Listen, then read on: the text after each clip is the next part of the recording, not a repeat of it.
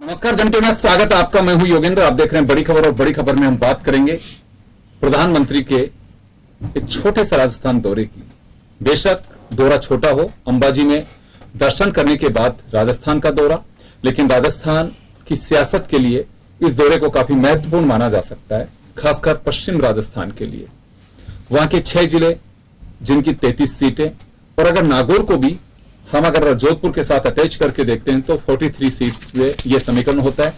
और बात केवल यहीं पे नहीं, आदिवासी बेल्ट जिससे जुड़ा हुआ राजसमंद और उदयपुर, वो भी मोदी के आकर्षण को खींच सकता है।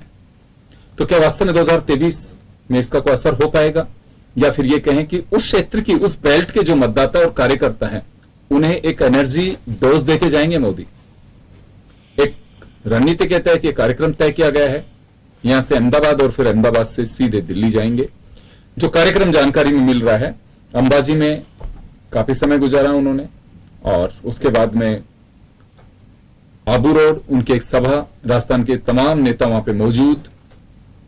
तो चलिए हम चर्चा शुरू करेंगे। और हमारे साथ इस पूरे मुद्दे पर प्रतीक सिंह हमारे साथ कांग्रेस से हैं, सुरेश गर्ग साहब हमारे साथ भाजपा से हैं, अनिल सेन हमारे सहयोगी हमारे साथ जुड़े हैं। सभी का स्वागत है। मैं प्रतीक जी आपके पास आना चाहूंगा। प्रधानमंत्री जी का दौरा है और एक रणनीति के तहत बाकायदा दौरा होता है, क्योंकि दर्शन ही करने थे तो अंबाजी में जाके आ सकते थे, वहां दर्शन करके वापस भी लौट सकते थे, लेकिन एक बाकायदा एक वहां पे तैयारी की गई, एक सभा होगी जिसमें राजस्थान के नेता मौजूद रहेंगे, प्रधानमंत्री संबोधन करेंगे। तो आप किस तरह से देखते हैं इसे? देखिए, प्रधानमंत्री जी जो पूरे देश के प्रधानमंत्री हैं, वो कोई भाजपा के प्रधानमंत्री नहीं है। मुझे तो आशा ये है कि वो अगर राजस्थान की जमीन पे आ रहे हैं तो जो 2018 में जो वादा करके गए थे वो ERCP का, जो पूर्वी राजस्थान के साथ, तो उसको राष्ट्रीय परियोजना घोषित करने का वो वादा पूरा करें अपना। लगभग 4 साल बीत चुके हैं, कोई बात नहीं, 4 साल बीते हैं कोई बात नहीं, लेकिन आज भी वो वादा पूरा करने की घोषणा कर सकते हैं। साथ ही साथ जो लंपी बीमारी फैली हुई है, मुख्यमंत्री जी बहुत बार बोल चुके हैं कि राष्ट्रीय परियोजना घोषित की जाए, तो उसको राष्ट्रीय परियोजना घोषित करें। कुल मिलाकर के लब्बो लुभाव एक ही है कि जब प्रधानमंत्री जी यहाँ आ रहे हैं तो राजस्थान को उससे क्या फायदा हो रहा है। प्रधानमंत्री अगर आते हैं और जो अपने पूरे पुराने अगर जो वादे किए हुए वो अगर पूरे करते हैं तो हम कांग्रेस भी उसका स्वागत करती है। लेकिन प्रधानमंत्री जी आते हैं, इवेंट मैनेजमेंट करते हैं, उसके अलावा कोई बात नहीं करते हैं, ना महंगाई की बात करते हैं, ना बेरोजगारी की बात करते हैं, ना पेट्रोल डीजल की बात करते हैं, ना जो सुरक्षा, जो आदिवासी, पिछड़ा, दलित, इनके खिलाफ जो केस बढ़ रहे हैं पूरे देश के अंदर ना, उसकी बात करते हैं। जो ग्लोबल इंडेक्स में जो भारत का पायदान है वो गिरता जा रहा है, उसकी बात भी नहीं करते हैं। ना वो बात करते हैं कि जो 23 करोड़ लोग हैं वापस गरीबी रेखा के नीचे चले गए। तो हमारा तो कांग्रेस की तरफ से हम हाथ जोड़ करके प्रधानमंत्री से विनती करते हैं कि अगर आप राजस्थान आ रहे हैं तो राजस्थान से किया हुआ जो वादे हैं वो पूरा करें, तो हम उसको वेलकम करेंगे। जी बिल्कुल। सुरेश जी, सुना आपने कि स्वागत है उनका, राजस्थान की धरा पे आ रहे हैं।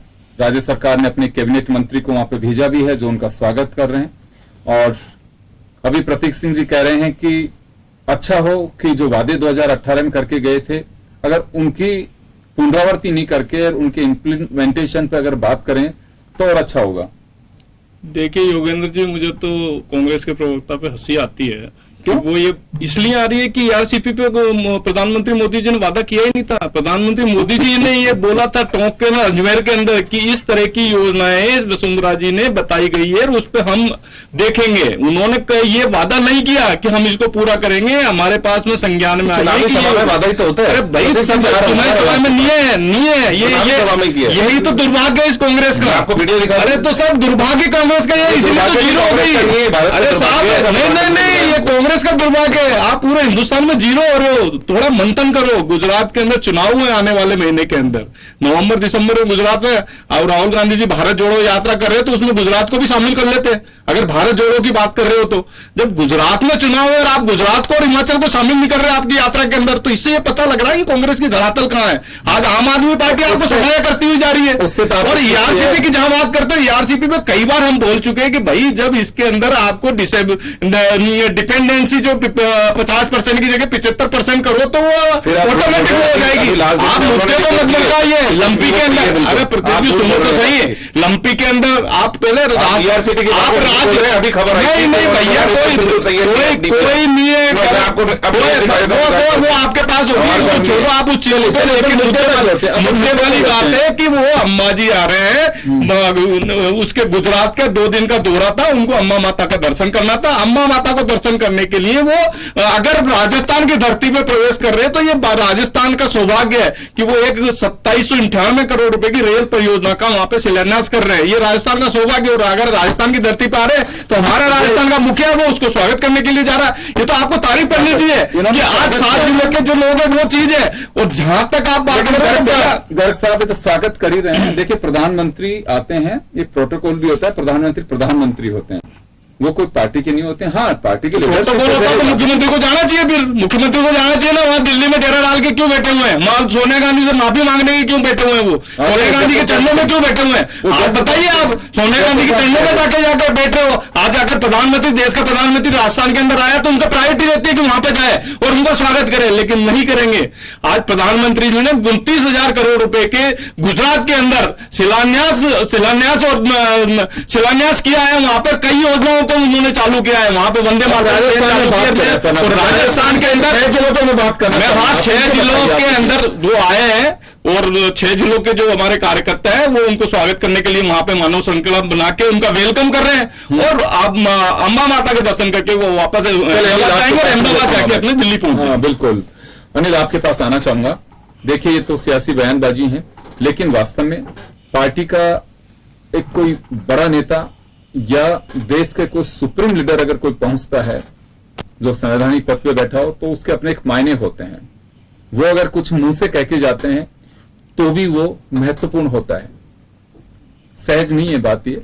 और ईआरसीपी पश्चिम राजस्थान के लिए मुद्दा नहीं है, वो ईस्टर्न राजस्थान के लिए एक इश्यू है। अब उस पर बोलेंगे नहीं बोलेंगे एक अलग बात है, वो चर्चा करते हैं कि नहीं करते हैं, वो राजनीतिक एजेंडा है कि क्या उसमें जाएंगे। लेकिन क्या वास्तव में देखिए, बीजेपी के लिए कोई वक्त ऐसा था कि जब वसुंधरा जी मुख्यमंत्री बनी थी तो पश्चिमी राजस्थान ने काफी कुछ दिया था, लेकिन इस बार कमजोर रही बीजेपी वहां से।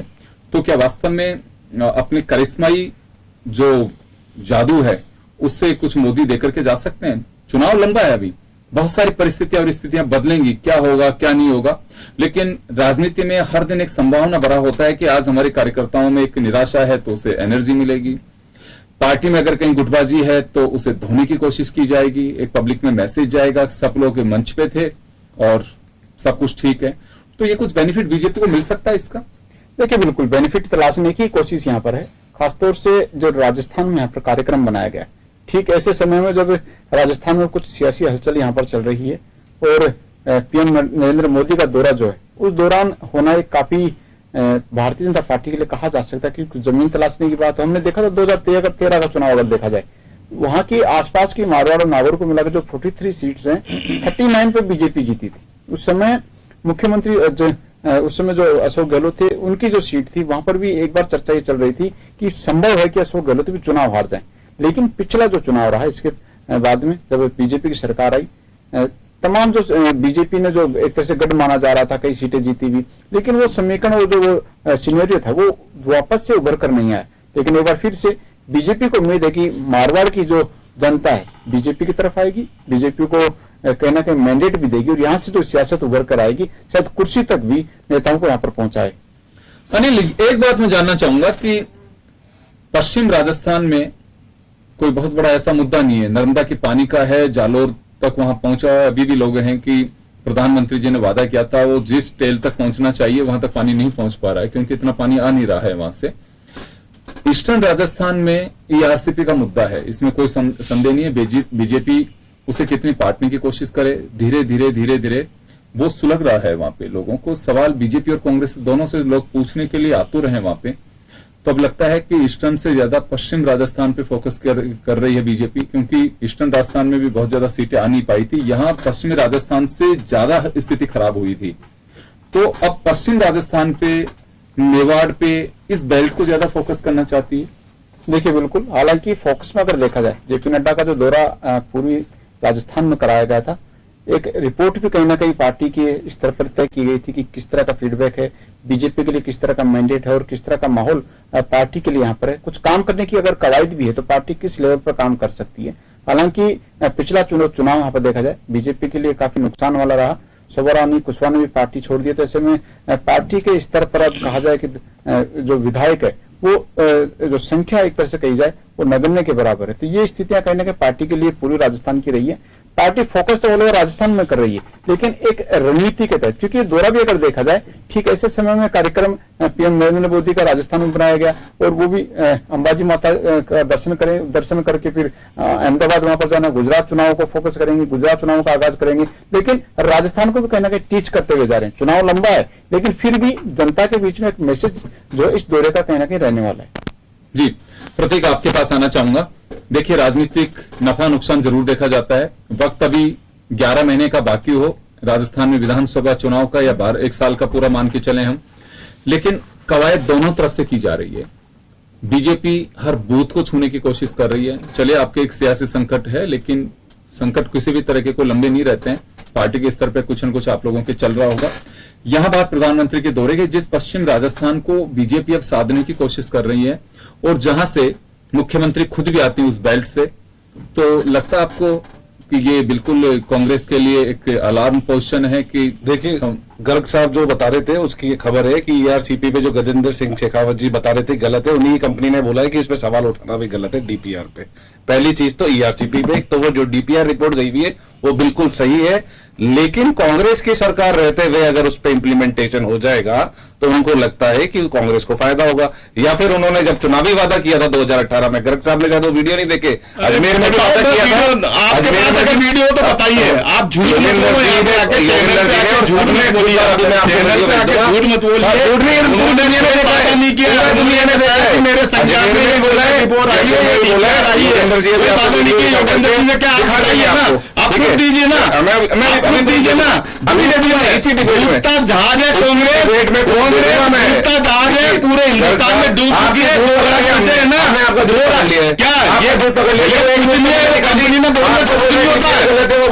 कह रहा हूँ अभी भी कह रहा हूँ डीपीआर गलत है, मैं कह रहा हूँ अभी भी डीपीआर गलत है, मैं कह रहा हूँ अभी भी डीपीआर गलत है। विश्वास की बात तो सब मान रहा, गिन कर की बात तो सारे डीपीआर भी गलत है, मैं कहता हूँ अभी भी डीपीआर गलत है। वो बोल रहे हैं, मुद्दा ये है कि आप करके गए, आप अपने मुख्यमंत्री जी को सवालिया बात चलने को बात कर रहे हो। आज राजस्थान की बेइज्जती कर रहे हो, देखो, राजस्थान की बेइज्जती कर रहे हो, वहां जाके माफी मांग रहे हो आप। एक सेकंड, राजस्थान के मुख्यमंत्री गर्ग साहब, मैं मुद्दे पर लौटना चाहूंगा।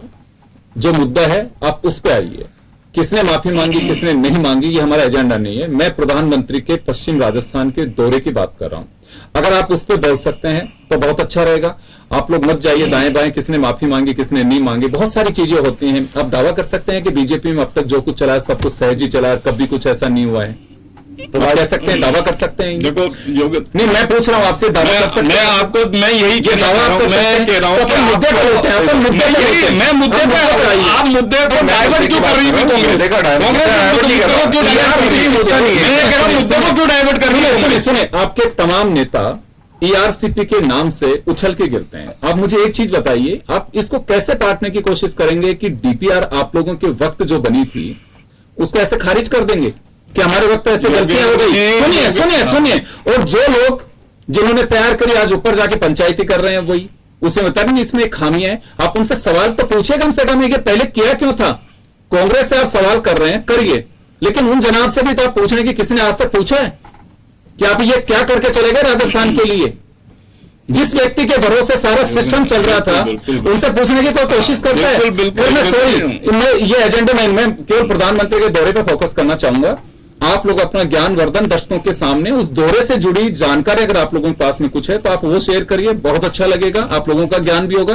बाकी अगर कोई जानकारी नहीं है, हमारी एक्सरसाइज है, हम आप तक पूरी कोशिश करेंगे आपको अपडेट करने की। मैं प्रतीक जी आपके पास आना चाहूंगा। आपने ईआरसीपी की बात कर ली, मैं बात करना चाहता हूं पश्चिम राजस्थान की, क्योंकि मुख्यमंत्री अशोक गहलोत भी उसी बेल्ट से आते हैं। देखिए, मैंने अभी बोला था ईआरसीपी हो सकता है कि पश्चिमी राजस्थान, पूर्वी राजस्थान की बात हो, लेकिन पूरे राजस्थान के लिए। हाँ। दूसरी बात मैं अब आपके जो मुद्दा आपने पूछा वो बात कर लेता हूं। किसी भी तरीके का, मैं बोल रहा हूं, अगर प्रधानमंत्री राजस्थान की धरा पे आ रहे हैं, वेलकम है, हम पलक पावड़े भिजवाते हैं, हमारे लिए तो अतिथि देवो भव है, तो हम तो उसके बिल्कुल हम आपका वेलकम कर रहे हैं। लेकिन इस राजस्थान की जनता को या राजस्थान को कोई लाभ तो मिले प्रधानमंत्री जी के आने का, कुछ बात तो करके जाएं। जो कुछ पुराने वादे या नए वादे या क्या सारे वादे आप कहीं और करेंगे? सिर्फ आपको चुनावी वोट लेने के लिए आप इधर से गुजर के जा रहे हैं, वो नहीं होना चाहिए। प्रधानमंत्री बीजेपी के नहीं है, प्रधानमंत्री हमारे भी है, प्रधानमंत्री पूरे भारत के हैं। तो मेरा सिर्फ एक यही मुद्दा है कि अगर राजस्थान में आ रहे हैं तो पुराने उनके जो वादे हैं या नए कोई वादे करके जाते हैं, उसका हम इंतजार कर रहे हैं। और हम तो चाहते हैं, हमारी तो उम्मीद है कि वो कुछ ना कुछ राजस्थान को देख करके जाएंगे। ये तो साफ सुथरा बयान है। गर्ग साहब, इसमें तो आपत्ति नहीं है, तो आप भी बता दीजिए। मैं कह रहा हूं कि आज प्रधानमंत्री जी का गुजरात दौरा, 2 दिन का गुजरात दौरा था। अम्बा माता के दर्शन करने का उनका कार्यक्रम था। अम्बा माता के दर्शन करने के लिए वो राजस्थान की धरती पे आबू रोड से बाई रोड जा रहे थे, तो वो एक यहाँ का एक राजस्थान की धरती पे कार्यक्रम बना। उस राजस्थान की धरती पे कार्यक्रम बनने के साथ साथ आज 2798 करोड़ रुपए की रेल परियोजना का शिलान्यास वो कर रहे हैं। तो ये राजस्थान की जनता को एक सौगात मिल रही है ना, राजस्थान की जनता को सौगात मिल रही है कि 2798 करोड़ रुपए की रेल परियोजना का वो शिलान्यास कर रहे हैं। और जहां आप कह रहे हो कि जब स्वागत करते हैं तो फिर मुख्यमंत्री जी को जाना चाहिए था ना, वहां पे स्वागत करने के लिए जाते हैं मुख्यमंत्री जी। क्यों दिल्ली में बैठे हुए हैं, जब उनको आज से कई दिनों पहले पता लग गया था कि माननीय प्रधानमंत्री जी हमारे भाई साहब 18 घंटे काम करते हैं। वो ऐसा नहीं है कि वो आपके मुख्यमंत्री की तरह नहीं है कि 10 किलोमीटर के लिए भी हेलीकॉप्टर को यूज किया है। 10 किलोमीटर जाने के लिए भी आपको हेलीकॉप्टर यूज नहीं करना पड़ा। यहां बाई रोड जा रहे हैं और अम्बा माता के दर्शन करने के लिए। और फिर इसके बाद में राजस्थान की जनता अगर उनका वेलकम कर रही है तो ये तो सबको स्वागत करना चाहिए। आज वहां के 7 जिले जो गुजरात, फिर इनको कहां क्यों दर्द हो रहा है? फिर इनको मुझे ये बताइए कि ये मुद्दा कहां से आया? लंपी की, फिर इन्होंने लंपी की बात क्यों छेड़ी? अब मुझे ये बताइए कि अप्रैल के अंदर लंपी की बीमारी का पता लग गया था राजस्थान के अंदर। जुलाई तक ये क्या कर रहे थे? 27 जुलाई को नोटिफिकेशन क्यों जारी किया? आप राष्ट्रीय आपदा की बात करते हो। 12 मई को विधानसभा के अंदर है, विधानसभा के पटल पे आए, आप बात मानो, मतलब विधानसभा के पटल पे आई हुई है कि अप्रैल के अंदर पता लगने के बाद 27 जुलाई को नोटिफिकेशन जारी हुआ, झूठ नहीं बोल रहा हूं मैं। फिर दूसरा, आप राष्ट्रीय आपदा की बात करते हो तो भैया पहले राजस्थान की आपदा तो घोषित कर दो, इसके बाद में राष्ट्रीय आपदा कर देंगे। साहब आपको बहुत बड़ा बेनिफिट मिला था, मैंने आपको चांस दिया था पश्चिम राजस्थान की चर्चा करने का। आप अगर उस पर आप फोकस करें तो बहुत अच्छा रहे, क्योंकि आप अगर वहां कुछ गेन कर सकते हैं। प्रधानमंत्री फोकस वो करना चाहते हैं, बीजेपी के स्पोक्स पर्सन है वो कांग्रेस की लड़ाई को फोकस करना चाहते हैं। आप उस पर बोलिए ना कुछ। देखिए, मैं कह रहा हूं कि आज 7 और जो 8 जिले राजस्थान के जो गुजरात बॉर्डर पे है, उन लोगों का हमारा एक प्रधानमंत्री मोदी जी के साथ में इंटरेक्शन होगा, वेलकम, वो मानव श्रृंखला बना के वेलकम कर रहे हैं। और हम वैसे भी जालोर, सिरोही वगैरह जो कि भारतीय जनता पार्टी का वैसे भी गढ़ रहा है, और उसके अंदर मजबूती के साथ में अगर वहां पे हमारी जो जनता, वहां के लोग है, वो प्रधानमंत्री मोदी का स्वागत कर रहे हैं तो अच्छी बात है। और हमारे जो प्रदेश के अध्यक्ष जी है वो उनके स्वागत के लिए वहां गए हुए हैं। चलिए, बहुत अच्छी बात है। लेकिन जो तस्वीरें आप इस वक्त देख पा रहे हैं हमारी डिबेट के अलावा, ये वो लाइव तस्वीरें देख पा रहे हैं जहां प्रधानमंत्री जिस कार्यक्रम में भी मौजूद हैं वहां क्या कुछ चल रहा है, शिलान्यास किया उन्होंने योजनाओं का, और वो सीधी तस्वीरें आप हमारे यहां से देख पा रहे हैं। अनिल, आपके पास आना चाहूंगा मैं। दौरा महत्वपूर्ण है, सारी बातें हैं। कांग्रेस जो एक सवाल खड़ा कर रही है कि कुछ वादे किए होंगे। देखिए, नर्मदा के पानी का वादा जालोर के लिए अभी भी पूरा हुआ नहीं है। नरेंद्र मोदी जी का मुझे वो वक्तव्य अच्छे से याद है कि अशोक गहलोत बोट के जरिए अपने परिवार को भी वहां से सैर करा सकते हैं, हम इतना पानी वहां से देंगे।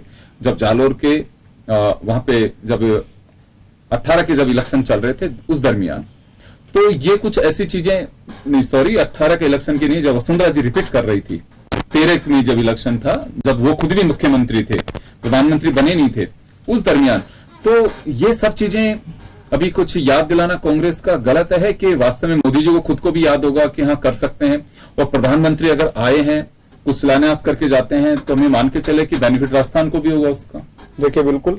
और अगर वादे याद करके जनसभा में अगर पूरी भी नहीं हुई है, जनता को बताया जाए कि हिसाब आपका भी अधूरा है, इसको पूरा भी किया जाए, तो शायद जनता जो है उसकी सराहना भी यहाँ पर करेगी। एक सुचिता राजनीति भी होगी कि नेता जो है वो अपने वादे जो किए जाते हैं, जनसभा के हों, घोषणा पत्र में अगर उनके वादे हों, या फिर सदन के अंदर पटल के ऊपर अपने वादे वहां पर बात रखी गई हो, तमाम जो चीजें, क्योंकि अगर जनसभा में ये कह दिया जाए कि वो वादे किसी तरह का घोषणा वहां पर की गई, फिर कह दिया जाए कि जनसभा में किया हुआ वादा था, वो ठीक नहीं है। जनता के उस समय वोट लेने के लिए अपना वादा किया था जनता के सामने, अगर नेता ने वोट लेने के लिए किया, जनता ने वोट भी दिया है, तो हिसाब जरूर मांगती है जनता कि आखिरकार जो वादा उनके साथ में किया गया था उसका क्या हुआ। प्रधानमंत्री जी आए हैं राजस्थान के अंदर, हालांकि कार्यक्रम छोटा है, आने वाले दिनों में राजस्थान में चुनाव भी, कई रैलियां और भी होंगी, आज नहीं तो उसके बाद में। ये जनता को जरूर बताना चाहिए कि पिछले दिनों के अंदर या पिछली बार जब विधानसभा के चुनाव थे, तमाम घोषणाएं राजस्थान के लिए की थी। सरकार भले ही भाजपा की नहीं बनी हो, लेकिन कितनी सौगात केंद्र ने दी, और अगर राजस्थान सरकार के काम करने में कोई चूक रही है तो ये भी जनता के सामने रखना चाहिए भारतीय जनता पार्टी को कि ये सरकार ये काम नहीं कर पाती। चलिए, मैं माफी चाहूंगा, समय का अभाव है। बहुत छोटा सा दौरा प्रधानमंत्री का, लेकिन निश्चित रूप से प्रधानमंत्री जिस क्षेत्र में जाते हैं उसके लिए बहुत अच्छा फायदा होता है। फायदा इसी मायने में मानता हूं, कम से कम सड़कें तो दुरुस्त हो ही जाती हैं, वहां की प्रशासन थोड़ा सा दुरुस्त रहता है, नेताओं की आवाजाही होती है, चाय की बिकती है, तो मुझे लगता है पॉलिटिकल टूरिज्म तो डेवलप होता ही है वहां के लोगों को। और कुछ नहीं मिले तो कम से कम उस दुकानदार की बिक्री तो होती है, टेंट वाले की बिक्री होगी, वहां के पेट्रोल पंप से अगर फ्यूल भी लिया जाता है तो वो भी बेनिफिट होगा। तो कुछ ऐसे बेनिफिट और बड़ा बेनिफिट मिल जाए तो फिर तो मर्जी आला कमान की वो क्या दे करके जाते हैं, ये देखने वाली बात होगी। चलिए, बहुत बहुत शुक्रिया आप तमाम अतिथियों का, दर्शकों का। बड़ी खबर में इतना ही, दीजिए इजाजत, नमस्कार।